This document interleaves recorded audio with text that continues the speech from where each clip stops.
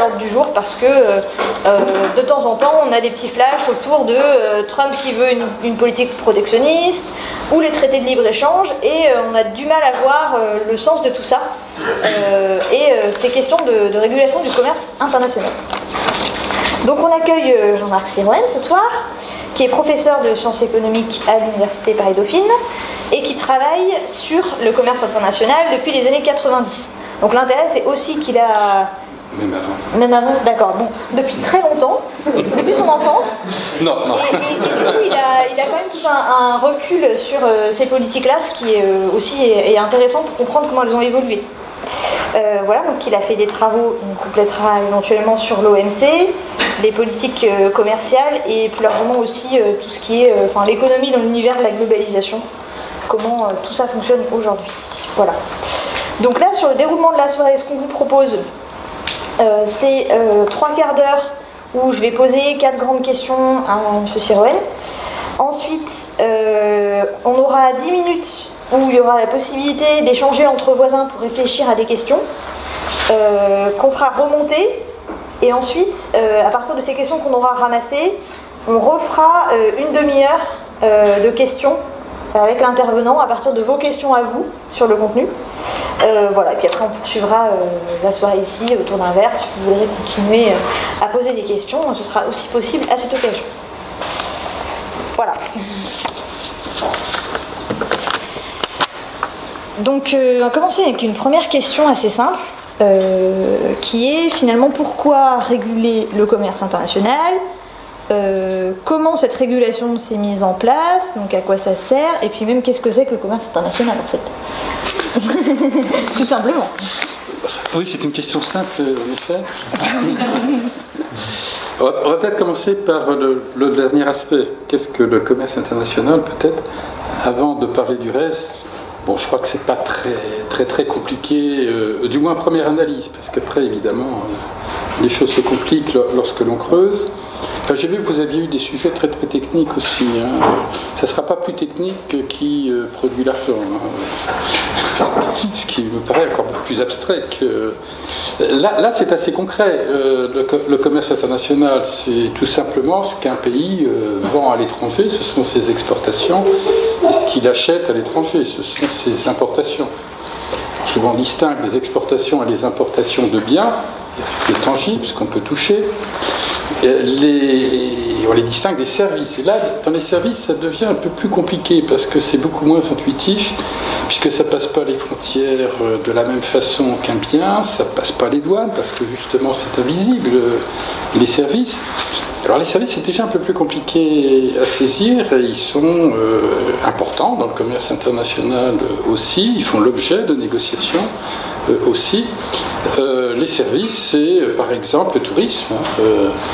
Quelqu'un qui va visiter, un Anglais qui va visiter, je ne sais pas pourquoi je parle un Anglais d'ailleurs, qui va visiter le musée des Confluents ou Notre-Dame de Fourvière et qui va consommer des thés à la menthe et au jasmin quelque part, c'est une exportation de services de la France, même si c'est localisé à Lyon. Ça peut être les droits d'auteur, ça peut être les brevets, les rémunérations de brevets.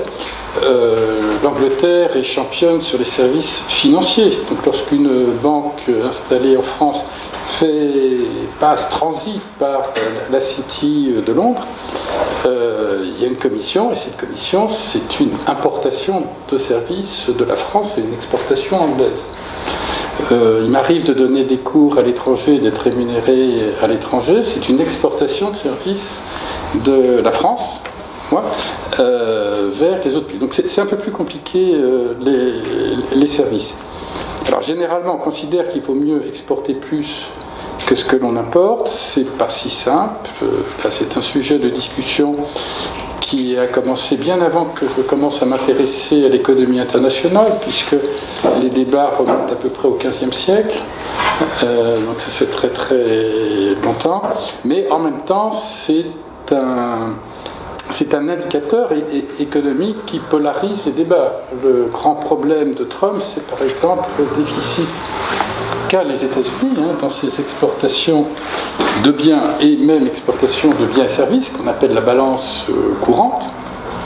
la balance des opérations courantes, qui conduit Trump à considérer, pas forcément à raison, que les autres pays exploitent l'Amérique et que l'Amérique, la grande Amérique, est finalement la victime des méchants pays étrangers. Bon, ça c'est la définition du commerce. Alors après, pourquoi réguler le commerce international ? Ça commence à devenir un peu plus compliqué. Il y a une opposition de doctrine que l'on connaît tous. Il y a ceux qui prônent le libre-échange, c'est-à-dire pas de régulation, pas de droit de douane, les biens circulent librement. Donc là, j'expose le libre-échangisme extrême. Vous avez tout à fait l'inverse, qui est le protectionnisme, qui peut être le protectionnisme extrême, qui peut aller jusqu'à l'autarcie, c'est-à-dire qu'on n'exporte rien et on se suffit à soi-même, qui n'existe pas pratiquement, mais enfin on peut y tendre. Donc c'est le protectionnisme. Et les réponses sur pourquoi réguler le commerce international bien, se situent un petit peu entre les deux. Si on est très libre-échangiste, il n'y a pas besoin de réguler le commerce international, au contraire, on dérégule. Il n'y a pas de règles, on exporte ce qu'on veut, on importe ce que l'on veut. Si on est très protectionniste, il n'y a pas non plus véritablement de régulation, ou en tout cas de régulation internationale, puisque c'est le pays qui va en quelque sorte réguler lui-même en imposant ses droits de douane, ou en empêchant ou en limitant ses importations. Donc l'idée de réguler le commerce international est une idée qui se situe un petit peu entre les deux.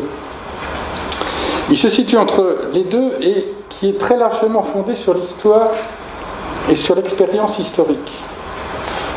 Notre système de régulation aujourd'hui est l'héritier un peu du libre-échange du XIXe siècle, où il y avait une certaine régulation.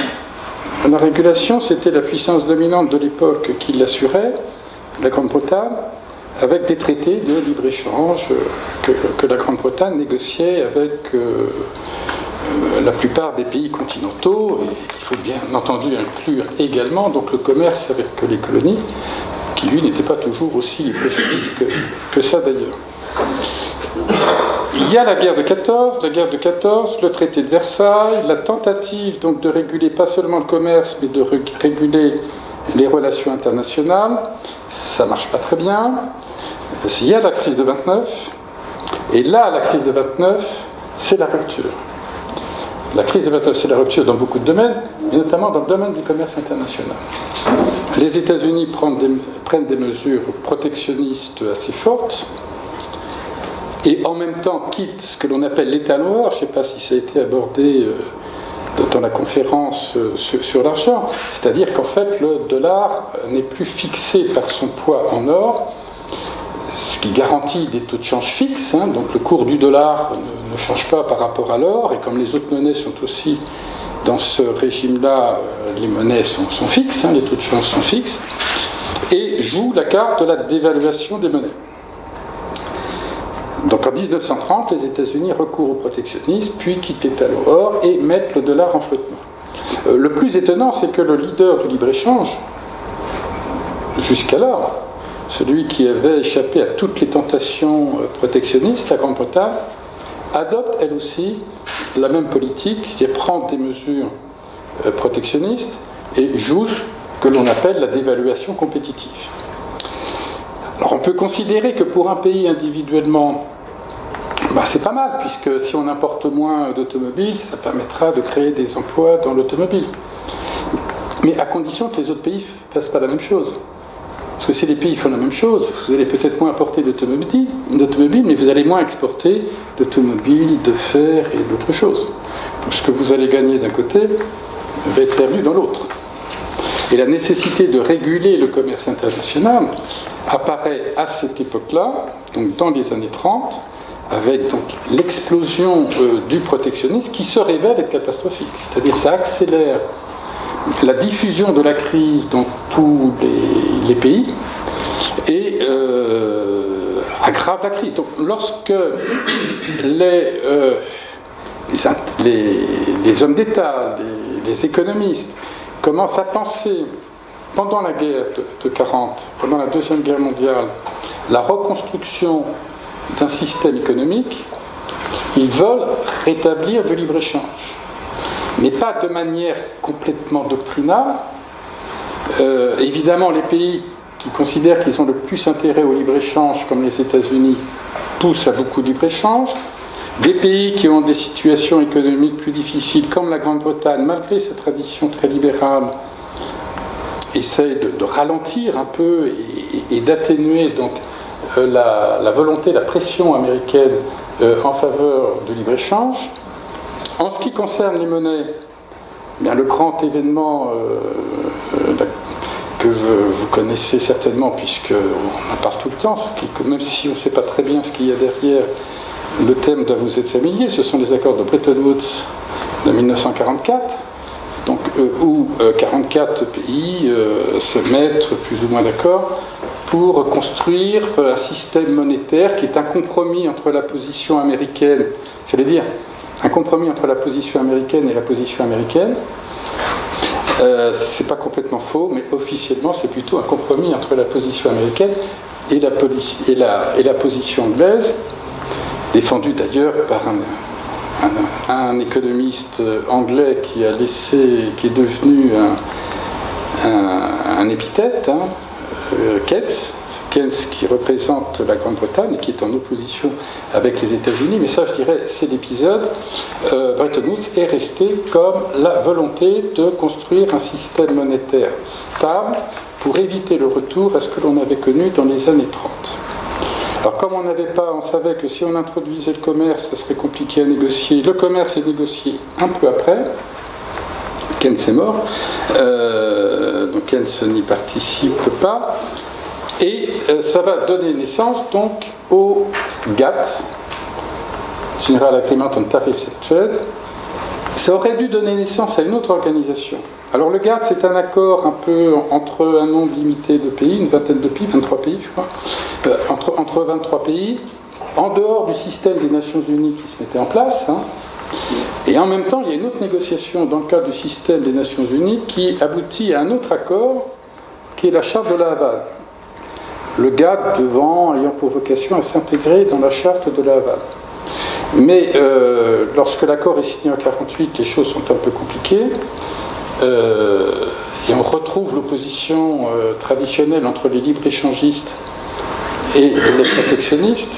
Les libre-échangistes aux États-Unis trouvent qu'il n'est pas assez libre-échangiste, et les protectionnistes trouvent qu'il n'est pas assez protectionniste. Il ne protège pas suffisamment les intérêts américains, et vous savez qu'aux États-Unis, les traités internationaux doivent être ratifiés par le Congrès et par les 2/3 du Sénat. Donc ça n'a jamais été ratifié. Il reste le GATT.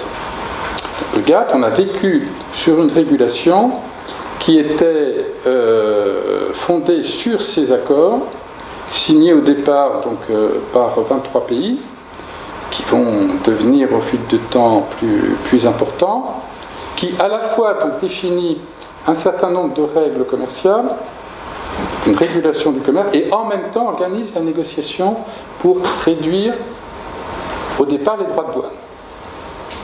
Il faut bien voir qu'à l'époque, lorsque le GATT commence à entrer en activité, les droits de douane moyens dans le monde, c'est 50%. Donc exporter dans un pays est extrêmement difficile. Et on considère à l'époque, à tort ou à raison, que faciliter les exportations, évidemment en contrepartie on devait accepter d'importer plus, mais allait stimuler la croissance économique. Idée qui ne s'est pas forcément révélée complètement fausse, même si on peut en discuter, on peut avoir quelques nuances à cette relation. Donc ça vient de là avec... Alors, je passe sur les différentes négociations qu'il y a eu pour diminuer les droits de douane, puis pour redéfinir les règles et la régulation. Les grands principes du GATT. Et c'est d'ailleurs sur ces grands principes que l'Angleterre et les États-Unis s'étaient opposés. Le premier grand principe, le principal d'ailleurs, c'est le principe dit de non-discrimination.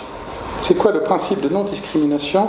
C'est que l'on doit traiter les pays de la même façon. C'est-à-dire que si vous accordez à un pays un tarif plus bas qu'aux autres pays, vous devez appliquer ce tarif plus bas aux autres pays aussi. Vous ne pouvez pas appliquer, les États-Unis ne peuvent pas appliquer à la France un tarif de 15% et au Japon un tarif de 5%. Là, c'est le grand principe. De même, une fois qu'un produit français est entré aux États-Unis, éventuellement avec des droits de douane d'ailleurs, il doit être traité comme un produit américain. Il ne doit pas avoir des normes particulières, des taxes supplémentaires. Soit dit en passant, si Donald Trump tenait sa promesse et si le Congrès l'autorisait à la tenir d'augmenter les droits de douane à 15 ou 20%, il serait en totale contradiction avec ces règles. Alors vous allez me dire, bien sûr, oui, mais ce que je dis, ça n'a pas beaucoup de sens, parce que dans l'Union européenne, par exemple, on pratique un tarif nul vis-à-vis de l'Allemagne, vis-à-vis de l'Espagne, et un tarif plus élevé vis-à-vis des États-Unis ou vis-à-vis du Japon. Donc on ne respecte pas le principe de non-discrimination. Et c'est là où il faut d'une nouvelle fois réintroduire l'histoire, qui a une certaine ironie aujourd'hui avec le Brexit d'ailleurs. C'est pour ça que j'insiste un petit peu là-dessus aussi. C'est pas complètement désintéressé par rapport au débat sur le Brexit. C'est que l'opposition dans la négociation entre les États-Unis et la Grande-Bretagne était sur ce que l'on appelait à l'époque les préférences impériales. C'est quoi les préférences impériales? Eh bien, c'est que en 1932, lorsque la Grande-Bretagne décide de devenir plus protectionniste, elle sait qu'elle n'en a pas totalement les moyens. Elle n'en a pas totalement les moyens parce qu'elle a besoin d'apporter des matières premières, notamment. Et si elle taxe les matières premières, il ne sera pas autosuffisant. Elle a besoin de produits alimentaires, elle a besoin de produits agricoles. Ce que choisit donc la Grande-Bretagne de faire, c'est le traité d'Ottawa, celui des préférences impériales, eh bien, c'est d'ouvrir son marché en gros colonies ou dominions, c'est-à-dire au Canada, l'Australie, la Nouvelle-Zélande, l'Inde, etc., l'Afrique du Sud, ces pays-là, et appliquer un tarif plus élevé aux autres pays. Et ça, les Américains n'en voulaient pas. Ils n'en voulaient pas parce que, du coup, eux ne pouvaient pas rentrer sur ces marchés qu'ils convoitaient.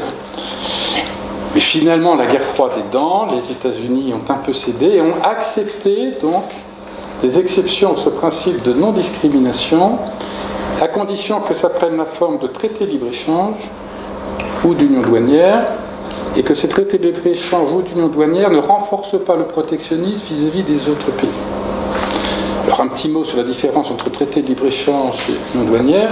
Dans un traité de libre-échange, vous libéralisez le commerce, notamment en supprimant les droits de douane. Dans une union douanière, c'est aussi cela, mais en plus, vous avez la même politique commerciale vis-à-vis de l'extérieur, vis-à-vis des pays tiers. Donc, dans l'Union européenne, qui est une union douanière, l'Allemagne a le même tarif douanier vis-à-vis de la Chine que la France. Par contre, dans l'ALENA, le traité nord-américain, qui est en cours de renégociation d'ailleurs, puisque Trump le voulait, le Canada peut avoir vis-à-vis de la Chine un droit de douane différent que les États-Unis. C'est ça la différence sur laquelle on viendra peut-être par la suite. Donc on fonctionne sur le système GATT, où on utilise assez peu ces possibilités de faire des traités de libre-échange. L'Union européenne ou l'Association européenne de libre-échange sont un peu des exceptions. Ça fonctionne pas trop mal, mais ce n'est pas une organisation internationale. Il n'y a pas de traité international, et le monde évolue, le commerce évolue, on ne traite pas des services. Dans le GATT, c'est uniquement sur les biens, les services ne sont pas traités. L'agriculture, c'est dans le GATT, mais on n'en a jamais discuté, on n'a jamais libéralisé l'agriculture. Donc, lorsque de nouvelles négociations s'ouvrent en 86, les négociations d'Uruguay, on élargit le champ et la régulation du commerce international, du moins on le négocie. Et au final, on crée une organisation internationale qui n'existait pas, avec le statut juridique d'organisation internationale, c'est l'Organisation mondiale du commerce. Alors parmi les grandes nouveautés, les nouvelles formes de régulation, de règles internationales qui sont adoptées en même temps, traité de Marrakech, signé à Marrakech en 1994. L'OMC entre en vigueur l'année suivante, en 1995. Vous avez donc deux domaines, les services, j'en ai parlé, et la propriété intellectuelle. Plus un certain nombre d'engagements, pas trop contraignants, sur l'agriculture, sur le textile, donc un certain nombre de mesures qui vont dans le sens à la fois de la libéralisation, mais en même temps de la régulation. Un traité sur la propriété intellectuelle, eh bien, ça veut dire qu'on ne peut pas exporter n'importe quoi. Il faut respecter donc les brevets, les droits de douane, etc. Donc on crée l'OMC en 1995, ça se met en place. Pour bien comprendre, pourquoi est-ce que le GATT ne suffisait plus pour ce qu'on avait besoin de l'OMC? Parce que le GATT n'était pas une organisation internationale, n'avait pas le statut d'organisation internationale. D'ailleurs, on ne disait pas pays membre, on disait partie contractante. Et on voulait que ça ait le même statut international que d'autres organisations internationales issues de la Seconde Guerre mondiale, notamment le FMI et britannique. Ce qui n'est pas tout à fait le cas, parce qu'il y a quand même une différence importante, c'est que le FMI ou la Banque mondiale, qui sont les deux autres grands monstres, entre guillemets, de la mondialisation, dépendent au moins formellement des Nations Unies. L'OMC, non. Donc il y avait cette raison un peu institutionnelle, ce qui donne évidemment plus de poids et plus de légitimité à l'OMC que ce que pouvait en avoir le GATT à l'époque. Alors il y a un autre élément important dans la création de l'OMC, dans le traité de Marrakech, c'est la procédure de règlement des différends qui est renforcée. C'est-à-dire que si un pays estime qu'un autre pays ne respecte pas ses engagements ou les règles de l'OMC, il peut porter plainte auprès de l'OMC. Et il y a eu beaucoup de plaintes. Donc on en est là, sauf que lorsque l'on avait créé l'OMC, le traité de Marrakech, on s'était dit, on a créé un cadre important, mais ce cadre, il est un peu vide dans un certain nombre de domaines. Dans l'agriculture, c'est un peu mince. Dans les services, il n'y a pas grand-chose. Et puis on ne traite pas d'un certain nombre de problèmes qui commencent à devenir à la mode à l'époque, l'environnement, etc. Et puis il y a la pression des firmes multinationales. Donc on ne traite pas des investissements. Les firmes multinationales ne sont pas dans le champ de l'OMC. L'OMC n'a aucun pouvoir de régulation sur les firmes multinationales. Donc ça serait bien quand même que l'on parle de la libéralisation ou des règles relatives à l'investissement, relatives à la concurrence aussi, parce que dans les barrières à l'échange, vous pouvez avoir des droits de douane, mais vous pouvez avoir aussi des comportements de monopole de la part des firmes. Or, l'OMC ne traite que les politiques des États, pas les politiques des firmes. Donc la concurrence n'est pas traitée. Vous pouvez avoir des monopoles, l'OMC ne fait rien avec ces monopoles. Donc on va traiter de, peut-être ou pas, en réalité pas, de ces problèmes. On va rouvrir une grande négociation internationale. En 1999, ça ne marche pas. C'est les émeutes de Seattle, dont vous avez peut-être entendu parler. En 2002, ça marche un peu mieux. On ouvre des négociations qui ne sont toujours pas terminées aujourd'hui. Et qui n'aboutiront sans doute jamais. Donc ça, alors, il est peut-être temps de passer, après avoir fait cette fresque historique, de regarder peut-être le premier transparent sur l'évolution du commerce international depuis 1950, donc la création du GATT jusqu'à aujourd'hui. Alors vous avez en rouge l'augmentation de la production mondiale et en bleu l'augmentation des exportations mondiales. Le petit trait en pointillé, c'est la tendance. Alors vous voyez que le commerce international a augmenté à un rythme plus élevé que la production mondiale. C'est à peu près 40 fois plus. Donc une plus forte croissance du commerce international que de la production mondiale. On peut dire que c'est, on peut appeler ça de la globalisation, mondialisation commerciale, comme on veut. J'attire votre attention sur le fait que les économistes ont été très très surpris Ça arrive souvent que les économistes soient surpris quand surviennent des événements qu'ils n'avaient pas prévus. Donc non seulement ils n'avaient pas forcément très bien prévu la crise de 2007-2008, du moins son ampleur, ils n'avaient pas non plus prévu que le commerce international allait chuter autant. Donc ça, c'est peut-être le deuxième transparent. Donc vous avez une chute du commerce international en quelques mois de 42% dans le monde. Les exportations chutent de 42% en 8 mois. C'est plus fort que lors de la crise de 29. Alors la différence, c'est que ça a duré plus longtemps que dans la crise de 29.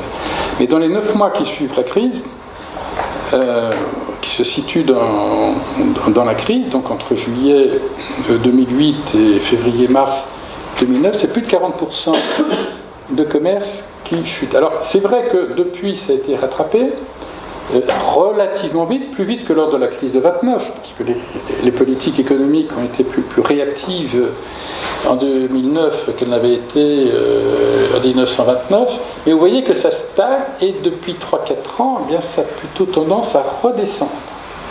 Ce qu'on avait déjà vu un peu dans le graphique précédent.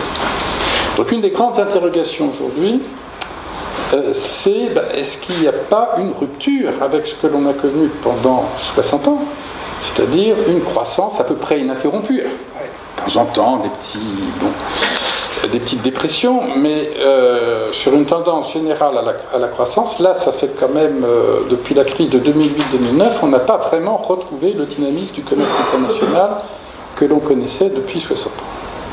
Ça, c'est une question éventuellement ça vous intéresse, on pourra, dans mes questions après, développer certaines hypothèses. Mais c'est aussi dans ce contexte que le discours protectionniste, qui n'a jamais cessé, on a toujours l'impression que le discours protectionniste est plus fort aujourd'hui qu'il n'était hier.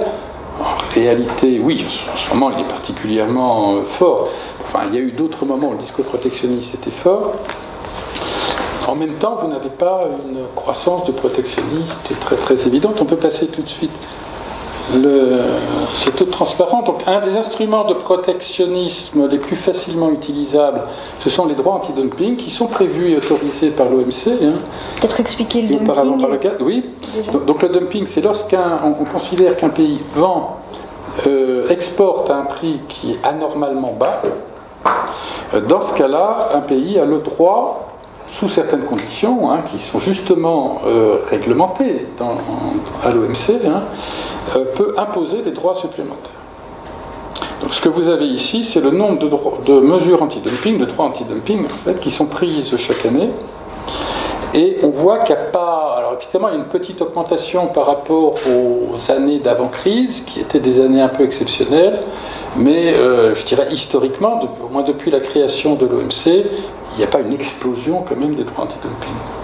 C'est un indicateur parmi d'autres, mais les autres indicateurs disent la même chose. C'est-à-dire que, oui, il peut y avoir quelques petites tensions protectionnistes, mais qui, par rapport à l'ensemble de la période dite de mondialisation et libéralisation des échanges, n'est pas plus importante. On est plutôt dans la moyenne, oui. Est-ce que vous pouvez donner un exemple concret de droit anti-dumping ? Par exemple, des droits anti-dumping sur les importations de panneaux solaires chinois. Sur la sidérurgie, un des droits anti-dumping les plus activés aujourd'hui, du fait de la baisse du prix de l'acier, et qui est activé par plusieurs pays, dont l'Union européenne, dont les États-Unis, sur l'acier, oui. Droit anti-dumping sur l'acier. Donc en fait, l'importation le prix est vraiment bas, et dans le contexte d'avantage. Ça suffit pas. Il faut alors, pour imposer un droit, on rentre un peu dans la tête, il faut qu'elle soit anormalement bas. Alors, ça ne veut pas dire grand-chose, je suis d'accord avec vous, mais considérez que c'est quand même soit inférieur au coût de production, soit un prix plus bas que celui sur le marché intérieur. En l'occurrence, c'est le coût de production qui est extrêmement bas du fait de la surproduction d'acier chinois. Donc la Chine exporte à un prix bradé, sol, si vous voulez, son acier. L'autre condition, c'est qu'il faut démontrer qu'il y a un préjudice pour l'industrie nationale. C'est-à-dire que l'industrie sidérurgique des pays qui imposent un droit anti-dumping sont pénalisés par cette augmentation des importations et cette baisse du prix. Et là, vous pouvez utiliser les droits anti-dumping. Je vous interromps pour passer peut-être à la deuxième question. où l'idée c'était de faire une synthèse sur les grands outils et justement les grandes instances, qu'est-ce qu'on utilise en fait pour réguler le commerce international. Alors on a déjà parlé du GATT et de l'OMC qui existent toujours. Aujourd'hui il y a aussi des traités de libre-échange qui sont arrivés au milieu de tout ça. Donc c'est quoi ces différents outils et comment ils évoluent? Est-ce que c'est qu'il y en a qui sont aujourd'hui obsolètes, donc on en mobilise des nouveaux? Comment ça fonctionne? Alors vous avez les outils nationaux. Donc les outils nationaux, c'est les droits de douane qui sont très réglementés puisque on ne peut pas dépasser ce que l'on a négocié auparavant dans le cadre du GATT, avec des exceptions, notamment les droits anti-dumping, quelques autres mesures de ce type. Bon, ça, je dirais, c'est des mesures traditionnelles qui, pour les pays membres de l'OMC, sont encadrées par l'OMC. Vous pouvez utiliser des petites mesquineries, tracasseries aux frontières, des normes qui ne sont pas forcément justifiées. Bon, vous avez un certain nombre d'instruments qui sont plus ou moins bien réglementés par l'OMC et qui peuvent être utilisés. Mais l'OMC encadre quand même pour les pays membres, hein, c'est-à-dire pratiquement tous les pays du monde aujourd'hui, sauf l'Algérie. C'est quand même assez encadré. C'est bien pour ça que si Donald Trump se mettait à vouloir taxer tout et n'importe quoi, là il y aurait une grosse crise. Il y aurait une grosse crise puisque les pays porteraient plainte à l'OMC, l'OMC donnerait raison à ces pays, et là peut-être que le président quitterait l'OMC. Je veux dire en passant, pour ceux qui ont regardé le journal de France 2 hier ou avant-hier, je ne sais plus quand, justement sur ces tentatives, le journaliste économique d'Antenne 2 n'a dit que des bêtises. Vous ne le répétez pas, notamment en disant que même si le président Trump taxait à 20% les importations européennes, les Européens ne feraient rien. Bien sûr que non. Si les États-Unis se mettaient à taxer sans raison de 20% les importations européennes, l'Union européenne, unanimement, porterait plainte auprès de l'OMC, parce que je ne vois pas trop dans quelle mesure ça pourrait être compatible avec les règles de l'OMC. Ça, c'est pas... Dire que l'Europe se couche partout sur ce que font les États-Unis, c'est faux. Le nombre de plaintes de l'Union européenne contre les États-Unis, c'est un des plus grands nombres de plaintes qu'il y a eu. À peu près autant que les États-Unis contre l'Europe, d'ailleurs. Un peu moins que contre la Chine. Mais ça reste quand même très très important. Bon, je ferme la parenthèse. J'étais très déçu par le journaliste qui des fois dit des choses un peu plus sensées. Enfin, là, il s'est complètement...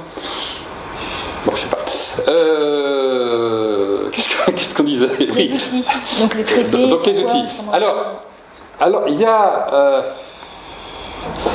le gros problème dans la régulation, c'est qu'on n'avance pas dans la régulation. Notamment, donc, on avait ouvert des négociations dites de Doha en 2002 pour intégrer des nouveaux sujets. On n'a pas réussi à intégrer ces nouveaux sujets. Je parlais de la concurrence, des investissements, etc. Évidemment, les normes de travail, pas question. Et sur les sujets que tout le monde était d'accord d'aborder, on n'a pas avancé non plus. Donc vous avez un blocage complet. Et le monde change quand même. C'est-à-dire qu'on reste à peu près sur le même programme que dans les années 80. Lorsque j'ai commencé à étudier l'économie internationale. À peu près sur les mêmes sujets. La digitalisation de l'économie, le développement des investissements directs, les problèmes environnementaux, etc., n'ont pas été traités. Et ma liste n'est pas exhaustive. Donc c'est un peu embêtant. Alors vous avez à la fois une pression, on va dire des lobbies, des entreprises, qui voudraient avoir plus de facilité pour investir à l'étranger, mais vous avez simultanément, et on l'a vu dans les années 90 avec les émeutes de Seattle, le démontage du McDo par José Bové, je ne sais pas si vous en avez encore la mémoire, on a vu qu'il y a une opinion publique, une société civile qui est devenue de plus en plus réticente également vis-à-vis du libre-échange, vis-à-vis de l'OMC à l'époque. Et maintenant, la colère vis-à-vis de l'OMC s'est reportée sur les traités bilatéraux. Ce qui fait qu'il y a un certain nombre de sujets, à la fois pour faire accepter politiquement ces accords commerciaux, et en même temps pour satisfaire des intérêts de tel ou tel pays ou de tel groupe d'intérêts, La solution qu'on a trouvée, eh bien, dans l'OMC, on ne peut pas avancer, donc on va négocier. On va négocier. Pour les pays qui sont un peu puissants, on se dit, de toute façon, ça sera plus facile de négocier avec un pays ou un groupe de pays que de négocier avec les 162 autres pays membres regroupés. Et on va donc arriver à des accords plus ou moins satisfaisants. Donc là, c'est les accords dont on entend parler, par exemple le TAFTA, le CETA, les grands accords comme ça. Ça, c'est la dernière évolution, je dirais. La première évolution, celle qui démarre dans les années 90 jusqu'à peu près 2010, c'est plutôt des accords soit entre pays émergents entre eux, soit entre des grandes puissances commerciales et des pays émergents ou en développement. Des accords, par exemple, il y a eu l'ALENA qui a un peu ouvert la danse, donc entre le Canada, les États-Unis et le Mexique, et puis une multitude d'accords. Donc le Chili a signé plein d'accords, la Colombie a signé plein d'accords, Singapour a signé plein d'accords, etc. Et on est passé effectivement, il y a quelques années, à l'idée qu'il ne fallait pas se limiter à des accords grande puissance commerciale et un peu moins grande puissance commerciale, mais entre grandes puissances commerciales. Donc effectivement, c'est le CETA avec le Canada, c'est le TAFTA, le traité transatlantique, ou le TTIP, et c'est le traité transpacifique. Donc ça, ce sont des méga-traités, avec l'idée que les règles, les formes de régulation qui seront négociées et acquises dans ces traités commerciaux vont tous être à peu près les mêmes pour le traité transatlantique, pour le CETA, pour le traité transpacifique, vont donc couvrir 70 ou 75% du commerce international, et les autres pays vont être obligés d'y adhérer. Ça, c'était un peu la perspective, je dirais, Obama, des traités commerciaux, et un peu quand même aussi la perspective européenne de ces méga traités commerciaux. Donc ça, c'est en train d'échouer. C'est en train d'échouer, pas uniquement à cause de Trump. Par contre, ce qui reste, c'est les anciens traités commerciaux bilatéraux, par exemple l'Union européenne avec le Mercosur. Alors, il va y avoir une situation intermédiaire, par exemple la négociation entre l'Union européenne et le Japon. Le Japon, c'est quand même une grande puissance commerciale, mais elle est toute seule. Qui est actuelle ?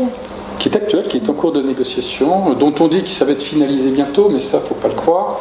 De même qu'avec le Mercosur, Juncker a dit que ça serait finalisé à la fin de l'année, ce qui n'a aucune chance d'être finalisé à la fin de l'année, bien sûr. Ne serait-ce que parce que le président Macron ne veut pas, mais pas uniquement pour ça. Donc il y a eu cette prolifération d'accords commerciaux. On peut montrer d'ailleurs le dernier transparent qui est ici. Alors je vais me lever pour expliquer un peu ce graphique pris dans l'OMC. Bon, ce qui est intéressant, ce n'est pas les différents graphiques, ça c'est les graphiques sur les biens. Vous voyez donc cette coupure donc, au début des années 90, avec une augmentation donc, très très forte des accords. Donc là c'est en intégrant en plus les services, enfin, peu importe, ce qu'il faut voir, c'est la tendance, donc une explosion de ces accords commerciaux bilatéraux. Alors, si je vous ai parlé tout à l'heure de l'opposition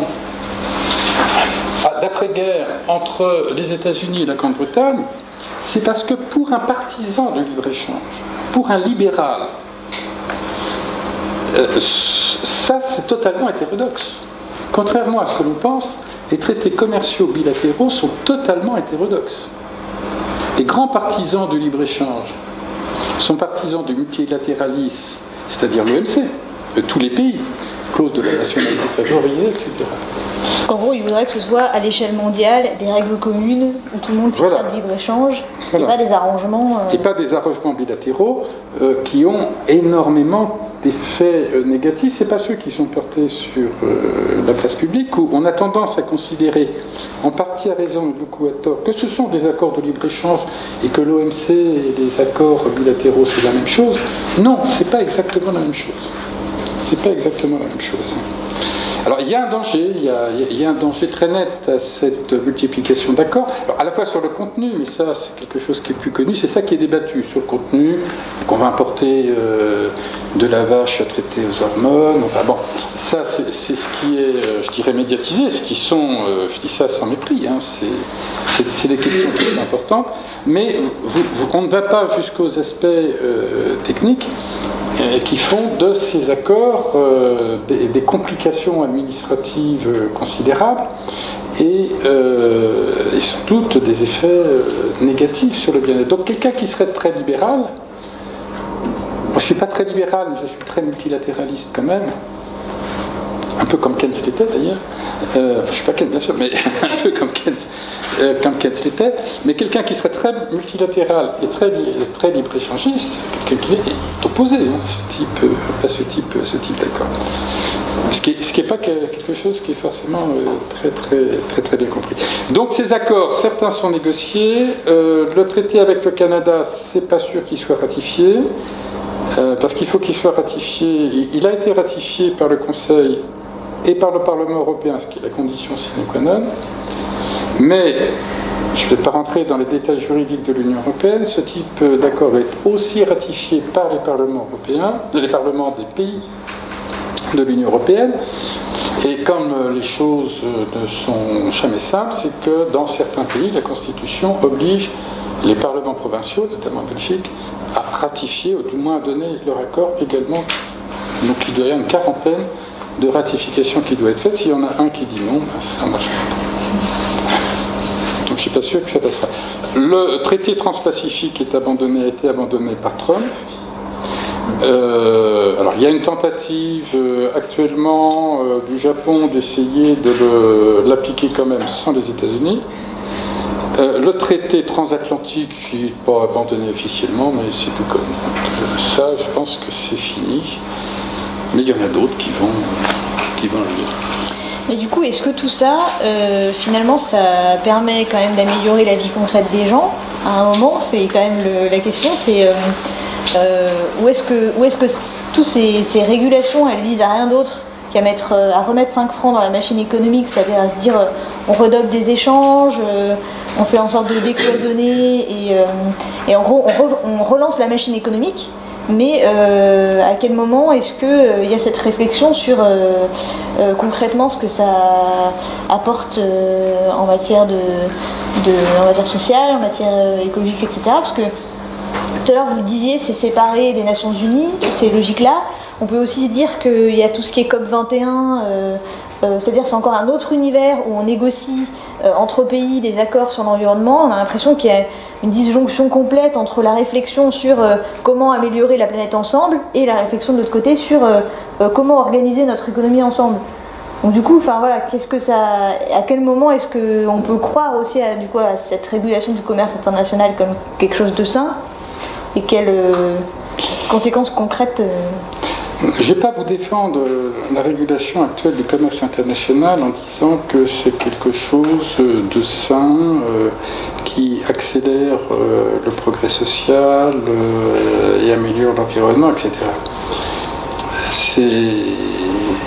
Mon option est une approbation et une défense négative, en quelque sorte. C'est-à-dire que la question qu'on se pose, c'est qu'est-ce qui se passerait s'il n'y avait pas ça et là, ma conviction profonde, c'est que ça serait encore bien pire que ce qu'il y a maintenant. Alors, c'est pas très optimiste ce que je dis, hein, c'est pas ça qui va enthousiasmer les foules. Mais très franchement, je crois que s'il n'y avait pas l'OMC aujourd'hui, la situation serait bien pire. L'OMC ne règle pas tout, loin de là. Je veux dire qu'elle ne règle pas grand-chose. Je dirais qu'elle ne règle pas grand-chose tant qu'elle est là. Le jour où elle ne sera pas là, ça sera compliqué. S'il n'y avait pas eu l'OMC, ça y est, on était dans une guerre commerciale, hein, notamment avec les États-Unis. Et ce n'est pas avec les États-Unis que l'on peut espérer une amélioration, une lutte plus intense contre le réchauffement climatique, par exemple. Hein. Bon. Donc je ne vais pas dire que les règles de l'OMC favorisent le progrès social. Je ne vais même pas dire que le libre-échange favorise le progrès social pour tout le monde, c'est pas vrai. Alors j'ai beaucoup déploré une période où mes collègues économistes avaient le discours suivant. On sait que l'ouverture au commerce international est bien pour un pays. En gros, ça va augmenter son PIB. La théorie nous dit quand même, ce qui est un peu embêtant, c'est que avec la libéralisation des échanges, notamment avec les pays en voie de développement, vous avez des gagnants et vous avez aussi des perdants. C'est ce qu'on enseigne à nos étudiants depuis tout le temps. Hein. Ce que je dis là, c'est de la pure orthodoxie économique. Hein. Ce qu'on peut reprocher aux économistes les plus orthodoxes, je ne me considère ni comme orthodoxe, enfin, vis-à-vis d'un hétérodoxe, je dis que je suis orthodoxe, et quand vis-à-vis d'un orthodoxe, j'ai tendance à dire que je suis hétérodoxe. C'est qu'on a un peu caché, les économistes n'ont pas trop insisté là-dessus, en se masquant derrière le principe, oui, mais comme les gagnants gagnent plus que ce que les autres perdent, eh bien, on va pouvoir redistribuer au profit des perdants. Donc en gros, quand un ogre, enfin un géant, négocie avec un petit pays africain des conditions d'échange, enfin un grand pays, en tout cas un grand marché, négocie avec un pays africain des conditions d'échange où du coup ils vont pouvoir plus facilement exporter dans ce pays des biens, le pays en question est mis en difficulté par son économie, mais au final l'idée c'était que... Non, c'est pas ce que je veux dire. C'est-à-dire que vous avez deux niveaux. Vous avez le niveau des rapports de force et des oppositions de pays à pays, celui que vous évoquez, qui est une question. Là, ce qui pose plus de problèmes et de débats aujourd'hui, c'est pas tellement celui-là, ça peut en poser, mais pas tellement, je reviendrai peut-être sur cette question-là tout de suite après, c'est plutôt à l'intérieur des pays, et notamment à l'intérieur des pays industriels. Donc on sait que lorsqu'un pays industriel s'ouvre à l'échange international avec un pays développé, dit autrement un pays qui a des salaires relativement élevés par rapport aux autres pays, hein, bien on sait que les salariés les moins qualifiés vont perdre, que par contre dans les pays en développement, là je peux vous rejoindre, ce sont les salariés qui vont gagner. C'est ce que dit la théorie. Empiriquement, c'est pas aussi simple. Mais c'est du moins ce que dit la théorie. Mais dans les pays industriels, c'est vrai qu'il y a eu cet accroissement des inégalités. Bon, on le sait. Est-ce que le commerce international est complètement responsable? Je ne crois pas qu'il ait sa part de responsabilité, certainement.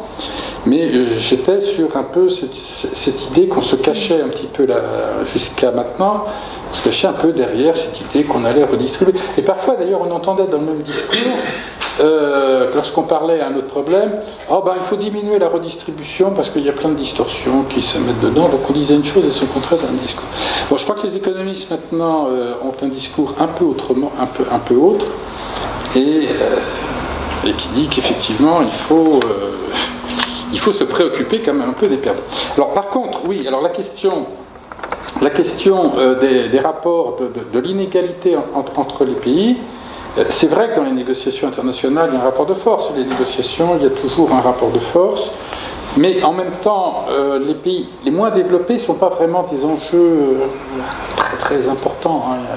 Il y a moins d'enjeux et de risques pour la France à s'ouvrir au Sénégal qu'il y en a avec les États-Unis ou avec le Canada. Et c'est vrai quand même qu'une des raisons de cette expansion du commerce international dans les années 90, c'est l'ouverture de pays en développement qui jusqu'à maintenant étaient très protectionnistes. Et il n'y a pas un pays qui est identique, mais globalement, on peut considérer que pour ces pays, ça a été relativement efficace. Relativement efficace, il faut bien entendu nuancer, plus ou moins selon les pays. Efficace en termes de réduction de la pauvreté, sûrement. La pauvreté a quand même beaucoup diminué par rapport à la situation qu'il y avait encore dans les années 80. Mais diminution de la pauvreté ne veut pas dire diminution des inégalités. C'est pas la même chose.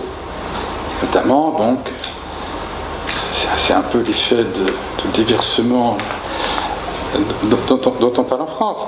C'est l'idée que peut-être que les riches vont gagner plus que les pauvres, mais dans la mesure où les pauvres vont quand même gagner et devenir moins pauvres, eh bien c'est acceptable. On est d'accord, on n'est pas d'accord. Donc à la fois augmentation des inégalités, mais également réduction assez forte quand même de la pauvreté. Alors là encore, c'est pas uniquement grâce à la libéralisation du commerce, mais sans doute que pour certains pays, cette libéralisation du commerce a joué un rôle. On va peut-être s'arrêter là, parce que je pense que ça a suscité chez vous cette question. Un peu de rassembler les différentes questions, comme il y en a pas mal. Alors, il y a des questions sur le fonctionnement de l'OMC, qu'est-ce qui explique qu'il se soit bloqué en 2002. Donc revenir un peu là-dessus. Et puis, est-ce que les pays n'auraient pas parfois intérêt à ne pas dénoncer les entorses aux règles de l'OMC? Donc comment est-ce que ça se joue en gros à l'intérieur? Enfin, est-ce que cette instance est obsolète aujourd'hui et pourquoi? La première, c'est le blocage, oui. de l'OMC en 2002. Il y a plusieurs explications. Déjà, une certaine lassitude déjà, qui peut apparaître vis-à-vis de ces accords de libéralisation des échanges. Un autre phénomène important, c'est que les années 2000, c'est l'explosion des pays émergents. L'explosion économique des pays émergents qui sortaient d'une crise de la dette, et les pays émergents qui se sentent puissants, raison, et qui ont souvent été un peu marginalisés dans les négociations. Les négociations, en fait, il y avait deux leaders dans les négociations, l'Union européenne et les États-Unis. Une fois que les États-Unis et l'Union européenne se mettaient d'accord, bien, il y avait des ajustements à faire pour répondre à telle ou telle demande des pays émergents, mais c'était vraiment très secondaire. Alors ça vexait beaucoup, en grande partie à raison, les pays émergents, le Brésil notamment, et l'Inde qui considérait que ça avait été le grand perdant de la négociation précédente. Donc une mobilisation des pays émergents pour bloquer dans la perspective d'avoir plus de pouvoir et d'influence au sein de l'OMC.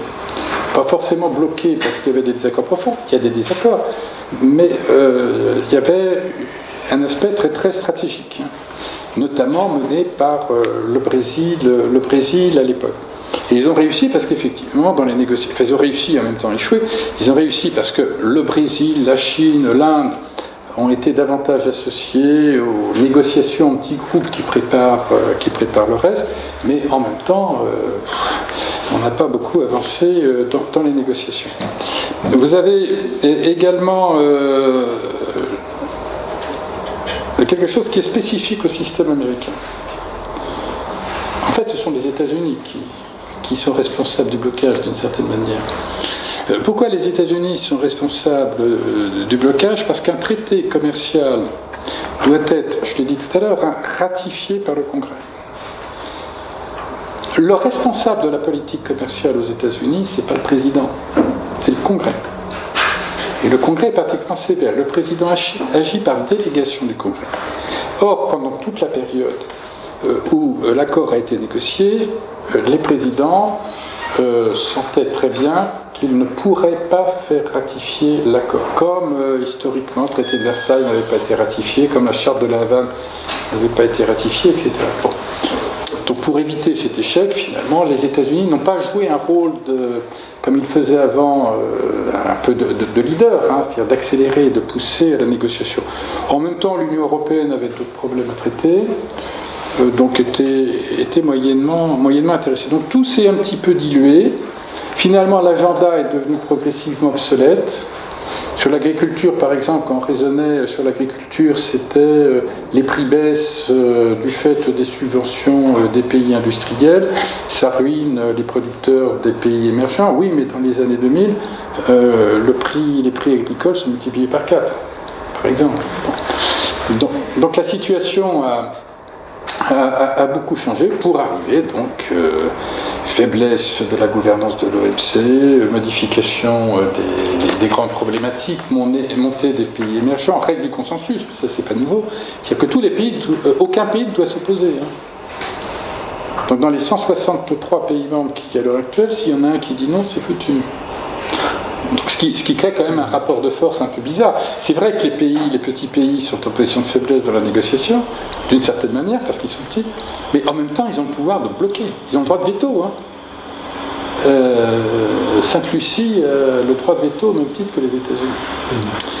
Donc ça, c'est pour l'aspect blocage des négociations. Et puis après, la perspective un peu idyllique. Bon, après tout, on se moque des négociations à l'OMC, on va faire beaucoup mieux par des traités de libre-échange, donc ce que l'on a vu tout à l'heure.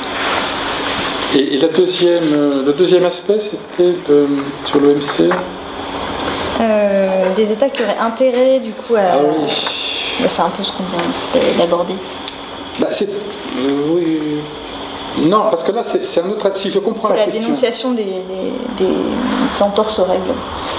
Oui, donc ça, c'est plutôt l'autre aspect de l'OMC, si je comprends bien la question. Hein. C'est-à-dire que si un pays ne respecte pas les règles de l'OMC, est-ce que d'autres pays pourraient laisser faire? La réponse est oui, bien sûr. Pourquoi c'est oui? Parce que si on considère que c'est pas stratégique, que c'est pas considérable, qu'il risque d'y avoir des représailles, bah, ça vaut pas le coup de porter plainte. En plus, c'est coûteux de porter plainte. Il faut qu'on soit sûr de réussir. Donc on ne va pas s'amuser à porter plainte parce que il y aurait un point quelque part qui ne serait pas tout à fait conforme. À noter d'ailleurs qu'il n'y a pas de plainte contre les pays les plus pauvres, que cette procédure de règlement des différences, c'est soit entre pays industriels, soit entre pays industriels et émergents, ou entre pays émergents. À la fois, les pays pauvres n'ont pas l'argent pour porter plainte, mais en même temps, on ne porte pas plainte contre eux. Peut-être une question. Juste la question, c'était est-ce que l'OMC, du coup, a un pouvoir de sanction unilatérale, et même s'il n'y a pas de plainte, est-ce qu'ils peuvent mettre des sanctions? Non. Dans le terme de sanction, il est un peu ambigu. Hein. Le terme de sanction. Donc déjà, non, l'OMC ne peut pas s'autosaisir. La procédure implique donc qu'un pays ouvre la procédure. Alors je dis que le terme de sanction est ambigu parce que l'OMC peut condamner dans sa procédure. Il peut dire que tel pays a tort et doit se mettre en conformité avec ce que le rapport des juges a décidé. Mais l'OMC n'a pas de pouvoir de sanction.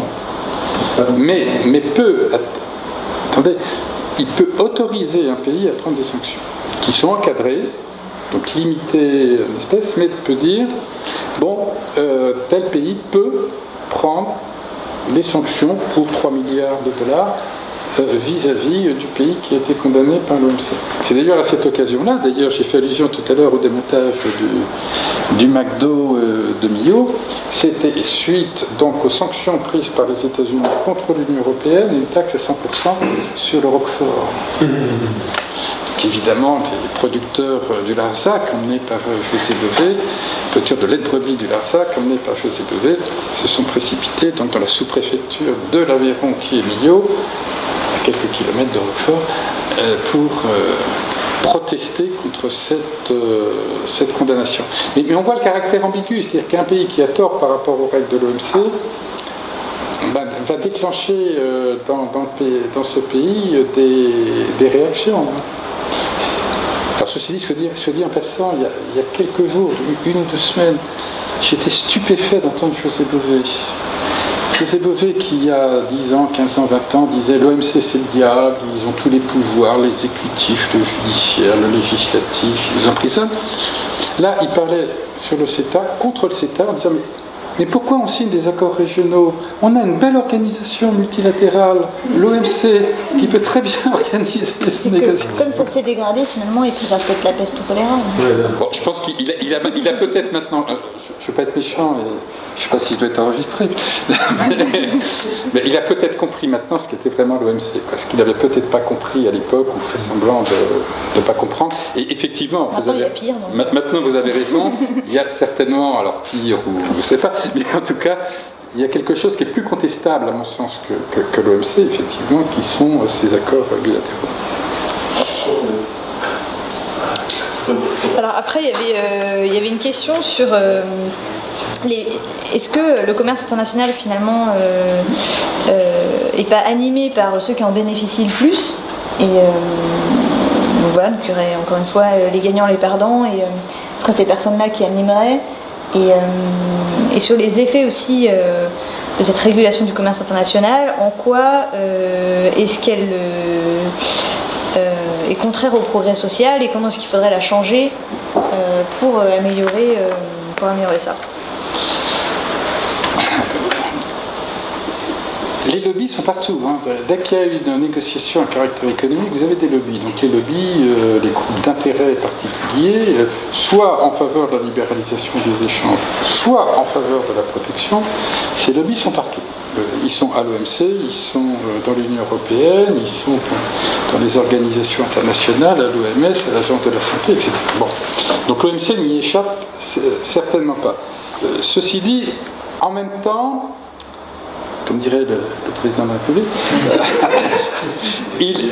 il tend un peu à s'équilibrer. C'est ce qui rend parfois les choses difficiles. Parce que, regardez dans les accords, vous avez un groupe d'intérêt qui est favorable au libre-échange parce qu'ils pourront exporter plus, voire s'ouvrir le marché à l'étranger, ça les satisfait. C'est souvent l'industrie et les services. Alors, pas toute l'industrie, la sidérurgie n'est pas très pauvre, bien sûr. Enfin, en général, l'industrie et les services font du lobbying en faveur des accords commerciaux parce qu'ils en bénéficient. De l'autre côté, vous avez ceux qui les redoutent. Donc là, on a un autre type de lobby qui est contre, notamment les agricultures, assez souvent, et encore pas tous les agriculteurs. Hein. Les exportateurs de vin qui bénéficient, comme le Roquefort, des appellations d'origine, eux sont plutôt pour. Hein. Donc c'est même pas l'ensemble des agriculteurs qui eux sont pour. Donc les gouvernements, c'est ce qui rend aussi la négociation difficile, notamment les gouvernements démocratiques qui sont soumis aux élections, qui doivent répondre aux mobilisations des lobbies. Le terme de lobby que j'utilise n'est pas forcément péjoratif. Hein. Ils arbitrent un peu entre les deux. C'est-à-dire que dans la négociation, ils vont essayer de limiter plus ou moins sur l'ouverture à l'agriculture, je sais pas, pour la France et pour l'Union européenne. Mais il faut aussi qu'ils répondent aux lobbies industriels qui seraient bien contentes que dans le Mercosur, les taxes sur l'automobile passent de 20% à 0%. Donc les gouvernements essaient d'arbitrer entre tout ça, mais c'est du lobbying, c'est du rapport de force, c'est de l'intox, c'est tout ce qu'on veut. À quel moment est-ce que ça passe quand même dans le débat public? Parce qu'il peut quand même y avoir un débat public en termes d'orientation sur à quoi est-ce qu'on veut que l'agriculture ressemble demain, sur... Il n'y a jamais eu de débat public de fond à ce niveau-là. C'est-à-dire que le débat public, il apparaît lorsque la question se pose, notamment à l'occasion soit des négociations multilatérales, soit des négociations d'accords commerciaux. Mais il n'y a jamais eu un référendum sur savoir est-ce qu'il faut sacrifier un peu l'agriculture au profit de l'industrie ou maintenir une agriculture, même si elle n'est pas complètement compétitive, et donc au détriment de l'industrie. Hein. Ça, ce débat, je crois que la dernière fois qu'il y a eu vraiment ce débat, c'était en Angleterre au milieu du 19e siècle. Hein. Et là, les industriels avaient gagné contre l'agriculture qui a presque disparu, pas complètement, presque disparu en Grande-Bretagne. Mais c'est vrai qu'il y a eu un choix qui a quand même été fait par rapport à d'autres pays. Le choix de l'Union européenne, quand même, a été plutôt... Alors, quand je dis protéger, c'est pas ce que vont dire les agriculteurs ou l'industrie bovine, hein, mais plutôt de protéger l'agriculture un peu au détriment de l'industrie. Pour des raisons politiques, pour des raisons... qui peuvent être justifiées, d'occupation de l'espace, de territoire, etc. Hein. Les raisons ne sont pas forcément négatives. Par contre, vous avez d'autres pays qui ont pu faire des choix, notamment les pays en développement, qui ont pu faire des choix inverses. Et lorsqu'on négocie avec certains pays industriels, et surtout avec des pays en développement producteurs de matières premières, on voit bien la différence. Vous avez le Brésil, dans le Mercosur, puisque c'est une négociation qui est en cours, le Brésil est ouvert au commerce agricole, mais pas du tout au service et à l'industrie. Inversement, l'Union européenne est fermée, quand je dis fermée, pas complètement, en tout cas très, très protectionniste sur l'agriculture, mais beaucoup plus ouverte sur l'industrie et sur les services. Donc la négociation, a priori, elle devrait être simple. C'est-à-dire libéraliser l'agriculture vis-à-vis des importations du Mercosur de l'Union européenne et libéraliser l'industrie et les services au Brésil et dans les pays du Mercosur. On voit bien que ce n'est pas si simple que ça et que cette rationalité économique que j'exprime ici, ce n'est pas forcément la rationalité politique ou le choix politique, puisqu'on n'est jamais vraiment consulté sur les choix que l'on doit faire. Après, une question sur la cohérence entre les grands accords justement écologiques, environnementaux et les accords commerciaux. Donc, en gros, est-ce que d'un côté, avec des accords commerciaux, on n'est pas en train d'encourager les transports de plus en plus loin, etc. Et puis de l'autre côté, on se donne des objectifs dans le cadre de la COP21, de réduction d'utilisation de gaz à effet de serre. Enfin voilà, pourquoi ces deux univers ne se rencontrent pas? Qu'est-ce qui pourrait faire que demain ils se rencontreraient? Ils se rencontrent un peu. Pas beaucoup. Ils se rencontrent quand même un peu. C'est des raisons en grande partie institutionnelles, c'est-à-dire que les procédures de prise de décision et les logiques qui sont rattachées sont différentes. Donc l'environnement a bien été introduit dans le programme de Doha, mais il n'a peut-être pas été introduit de la bonne façon. Il a été introduit avec l'idée que le meilleur moyen, un des moyens en tout cas de lutter pour l'environnement, c'est de libéraliser le commerce des biens environnementaux. Bon, oui, bien sûr, pouvoir mieux exporter des piles photovoltaïques, c'est pas mal, mais enfin on voit bien que c'est un peu limité. Et en même temps, la compétence de l'OMC, c'est le commerce et c'est libéraliser le commerce, c'est sa mission. Et c'est vrai que les questions que vous évoquez, qui sont des vraies questions, notamment le commerce international, c'est aussi plus de transport et donc plus d'émissions de gaz à effet de serre. Ça, c'est pas bien traité effectivement, et on voit pas très bien pour l'instant ce qui manque. C'est pas tellement la faute peut-être de la COP21, ou la limite de la COP21, c'est de ne pas avoir accédé à ce qui est demandé par beaucoup depuis longtemps, c'est la création d'une organisation mondiale de l'environnement aussi, qui là pourrait dialoguer avec l'OMC et qui serait dotée donc d'une légitimité qui permettrait éventuellement à l'OMC de prendre en compte dans ce cas-là ces règles dans sa procédure de règlement des différends. Ça existe déjà, c'est-à-dire qu'il est admis à l'OMC, les juges d'appel de l'OMC ont admis que si des mesures non conformes à la lettre de l'OMC étaient justifiées par des accords internationaux reconnus, c'était les accords internationaux reconnus qui pouvaient s'appliquer. Et le problème avec la COP21, c'est que c'est un traité avec un statut un peu bizarre et sans organisation internationale chargée de le défendre. Qu'est-ce qui se passerait si le cas se produisait? Je ne sais pas, mais il y a eu quand même des jugements qui ont été donnés sur la sauvegarde des espèces, où progressivement les juges de l'OMC ont admis que des protections pour protéger les tortues et les dauphins étaient justifiées. Donc c'est pas complètement vide, c'est loin, très loin d'être satisfaisant, mais il y a, je pense, un espace de progrès, mais il faudrait que la COP 23, 24 ou 25 admette la création d'une organisation internationale avec ou sans les États-Unis. Est-ce qu'on ne vient pas de dire que toutes ces organisations internationales elles ne pouvaient pas fonctionner, puisque justement il y a les traités bilatéraux, donc est-ce que ça pourrait vraiment fonctionner dans cet univers-là, ou est-ce qu'on ne viendrait pas des traités bilatéraux sur l'environnement, ou alors par exemple l'Europe et les États-Unis qui décideraient de faire une sorte d'accord est-ce que ce type d'organisation peut encore fonctionner aujourd'hui? Oui, quand même, un peu. Là, j'évoquais la procédure de règlement des différends de l'OMC. Ça fonctionne. Ce qui ne fonctionne pas à l'OMC, c'est les négociations. Donc ça ne fonctionne pas. Mais ce qui fonctionne bien, c'est la procédure de règlement des différends. Ça fonctionne plutôt bien. C'est pas parfait. Il y a des critiques que l'on peut apporter, mais enfin, c'est quand même quelque chose qui fonctionne pas mal. Il y a quand même un phénomène nouveau qui m'a frappé quand même dans les mentalités, qui vient d'ailleurs un peu de la France et du président Macron en l'occurrence, dans ce qu'il a dit sur le CETA, c'est que je crois que pour la première fois on envisage d'introduire dans le traité la question des effets sur l'environnement du commerce, ce qui voyez, quelque chose de relativement nouveau, aussi bizarre que cela puisse paraître. On ne traitait pas de cette façon.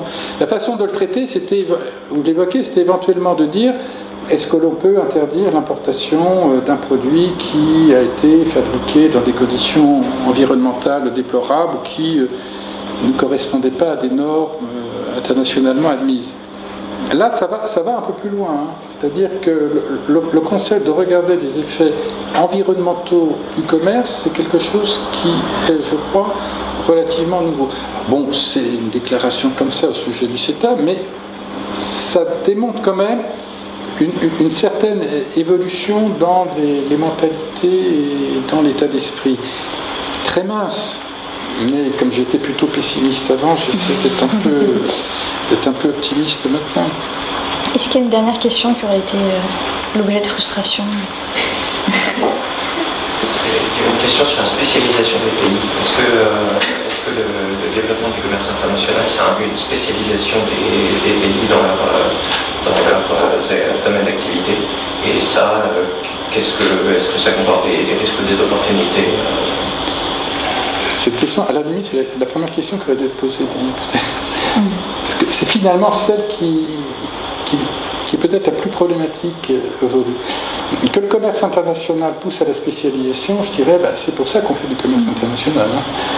Tous ceux qui ont eu un jour un cours d'économie internationale connaissent la théorie des avantages comparatifs, qui est que les pays doivent se spécialiser pour améliorer leur efficacité et donc affecter leurs ressources là où ils sont le moins inefficaces ou le plus efficaces. Donc que ça conduise à la spécialisation, oui.